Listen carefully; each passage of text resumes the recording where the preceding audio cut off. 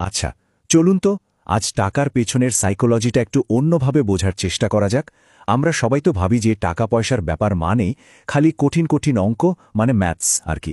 কিন্তু সত্যি বলতে কি, টাকা আসলে গণিত অনেক কম আর সাইকোলজি অনেক বেশি। আজ আমরা টাকার এমনই কিছু মনস্তাত্ত্বিক রহস্য নিয়ে কথা বলবো যা আমাদের পুরো চিন্তাভাবনাটাকে একদম বদলে দিতে পারে। আচ্ছা, একটা জিনিস ভাবা যাক। ধরুন আজ রাতে হুট করে কারো ব্যাংক অ্যাকাউন্টে 10 কোটি টাকা চলে আসলো। তাহলে কাল সকালে ঘুম থেকে উঠে সে ঠিক কী করবে? একটু সত্যি করে ভাবুন তো। মাথায় কি প্রথমেই ইনভেস্টমেন্ট বা সেভিংসের চিন্তা আসবে, নাকি অন্য কিছু? দেখুন, আমাদের মধ্যে বেশিরভাগ মানুষই কিন্তু প্রথম অপশনটাই বেছে নেবে। মাথায় আসবে, ব্যাস কালকেই অফিসে গিয়ে বসের মুখের উপর রেজিগনেশন লেটারটা ছুঁড়ে মারব, আর পরশুদিনই হয়তো একটা ব্র্যান্ড নিউ গাড়ি কিনে লং ড্রাইভে বেরিয়ে পড়া হবে। আর ঠিক এই জায়গাটাতেই কিন্তু আমরা জীবনের সবচেয়ে বড় ভুলটা করে ফেলি। চলুন একটা ছোট্ট গল্পের মাধ্যমে পুরো ব্যাপারটা পরিষ্কার করা যাক। ব্যাপারটা আরও সহজে বুঝতে হলে চলুন বল্টু আর চৌধুরী সাহেবের গল্পটা একটু শোনা যাক।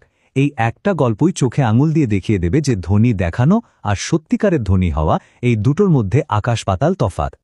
তো গল্পের একদিকে আছে বল্টু, সবে পাশ করা একজন ইঞ্জিনিয়ার। প্রথম মাসের স্যালারি পেয়েই সে কিস্তিতে লেটেস্ট মডেলের আইফোন আর লোনে একটা ঝা চকচকে স্পোর্টস বাইক কিনে ফেলল। ওর যুক্তিটা খুব সিম্পল, স্ট্যাটাস বলে তো একটা ব্যাপার আছে নাকি। অন্যদিকে ওর পাশের ফ্ল্যাটেই থাকেন চৌধুরী সাহেব, একেবারে সাদামাটা একজন মানুষ, লুঙ্গি আর গেঞ্জি পরেই বিকেলে বারান্দায় বসে চা খান। কিন্তু আসল টুইস্টটা বোঝা গেল ঠিক 5 বছর পর। দেখা গেল বল্টু বেচারা তার বেতনের প্রায় অর্ধেকটাই দিয়ে দিচ্ছে ইএমআই শোধ করতে, আর আমাদের সেই সাদামাটা চৌধুরী সাহেব, উনি এই 5 বছরে চুপচাপ শেয়ার মার্কেট আর নানা ব্যবসায় ইনভেস্ট করে কয়েক কোটি টাকার মালিক হয়ে বসে আছেন। এখন প্রশ্ন হল, বল্টু কেন এমনটা করল? সে কি বোকা? না, একদমই না। সে আসলে একটা সাইকোলজিক্যাল ফাঁদে পা দিয়েছিল। আর সেই ফাঁদটার নাম হল লোকে কি বলবে সিনড্রোম। মানে এমন সব জিনিস কেনার জন্য টাকা ওড়ানো যা হয়তো দরকারই নেই, শুধু এমন সব লোককে দেখানোর জন্য যাদের হয়তো আমরা পছন্দও করি না। আর সবচেয়ে মজার ব্যাপার কি জানেন?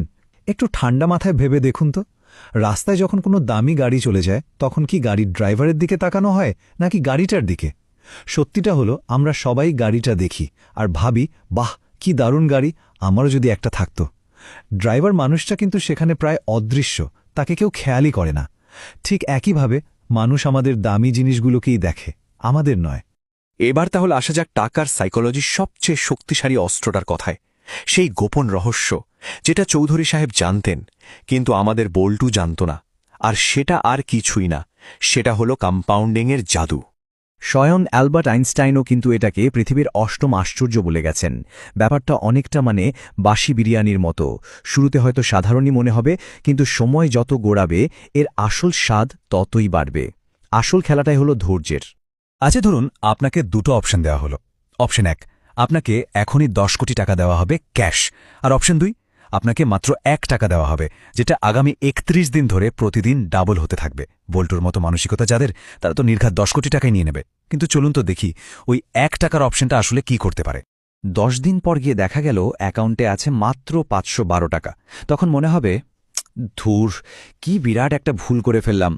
ঠিক যেমন জিমে যাওয়ার প্রথম 1 সপ্তাহ মনে হয় যে শুধু শুধু শরীর ব্যথা বাড়ানো হচ্ছে, আর কিছুই না। এমনকি 20 দিন পরেও অঙ্কটা 10 কোটির ধারে কাছেও নেই, মাত্র 5 লক্ষ টাকার একটু বেশি। আর ঠিক এই সময়টাতেই কিন্তু বেশিরভাগ মানুষ ধৈর্য হারিয়ে ফেলে, হাল ছেড়ে দেয়। কিন্তু যারা ধৈর্য ধরে শেষ পর্যন্ত থেকে যায় তারাই আসল খেলাটা জেতে।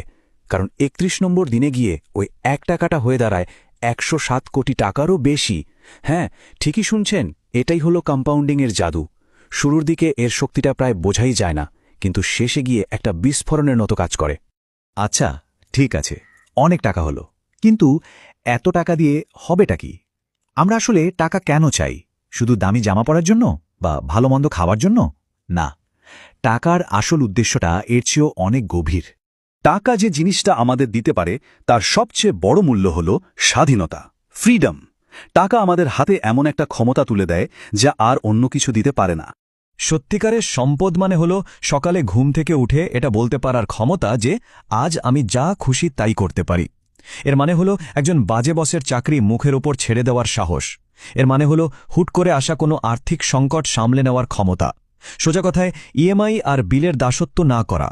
ভেবে দেখুন, বল্টু কিন্তু এটা পারে না।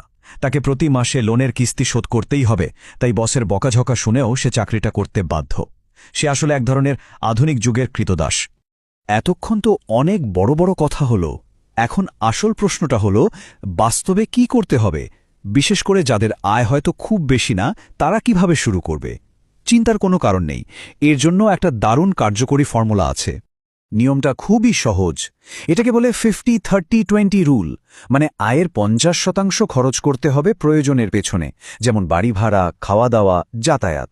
30% রাখতে হবে শখ বা ইচ্ছের জন্য, যেমন রেস্টুরেন্টে খেতে যাওয়া বা সিনেমা দেখা, কারণ জীবনটাকে তো উপভোগও করতে হবে, তাই না? আর আসল খেলাটা হলো বাকি 20% নিয়ে। এই যে 20% টাকা, এটা হলো আপনার ভবিষ্যতের জন্য। নিয়মটা হলো, বেতন পাওয়ার সাথে সাথেই এই টাকাটা আলাদা করে ফেলতে হবে। মানে ধরে নিতে হবে এই টাকাটা খরচের জন্য নয়। আর একটা বড় ভুল করা যাবে না, টাকাটা শুধু ব্যাংকের সেভিংস অ্যাকাউন্টে ফেলে রাখলে চলবে না। কারণ ব্যাংকে অলস টাকা ফেলে রাখা আর পকেটের মধ্যে এক টুকরো বরফ রাখা কিন্তু একই ব্যাপার। সময়ের সাথে সাথে এটা শুধু গলতেই থাকবে, ছোট হতেই থাকবে। তাই এই টাকাটাকে বিনিয়োগ করতে হবে, যাতে টাকাটা আপনার হয়ে কাজ করতে শুরু করে। তাহলে চলুন আজকের পুরো আলোচনা থেকে মূল কথাগুলো আর একবার ঝালিয়ে নেওয়া যাক, যাতে বিষয়টা একদম মনের মধ্যে গেঁথে যায়। চৌধুরী সাহেবের কাছ থেকে আমরা কি শিখলাম? প্রথমত, টাকা আয় করার থেকেও বেশি জরুরি হল টাকাটা ধরে রাখা। দ্বিতীয়ত, খরচ করতে হবে নিজের স্বাধীনতা কেনার জন্য, অন্যকে দেখানোর জন্য নয়। তৃতীয়ত, কম্পাউন্ডিংয়ের জাদুতে বিশ্বাস রাখতে হবে, ধৈর্য ধরতে হবে। আর সবশেষে সবচেয়ে জরুরি কথাটা হলো, সোশ্যাল মিডিয়ায় অন্যের ঝাঁচকচকে জীবনের ছবি দেখে নিজের জীবনের সাথে তুলনা করে হতাশ হওয়া যাবে না। কারণ মনে রাখবেন, কেউ কিন্তু তার লোনের কাগজ বা ক্রেডিট কার্ডের বিল সোশ্যাল মিডিয়ায় পোস্ট করে না। আমাদের গল্পের বল্টু কিন্তু শেষ পর্যন্ত নিজের ভুলটা বুঝতে পেরেছে। আশা করি আমরাও বিষয়টা বুঝতে পারলাম। এখন সিদ্ধান্তটা আমাদের নিজেদের। আমরা কি বল্টুর মতো শুধু অন্যকে দেখানোর জন্য একটা ঋণের বোঝা বয়ে বেড়াবো, নাকি চৌধুরী সাহেবের মতো বুদ্ধি খাটিয়ে সত্যিকারের সম্পদ আর স্বাধীনতা অর্জন করব? পথটা কিন্তু আমাদেরকেই বেছে নিতে হবে।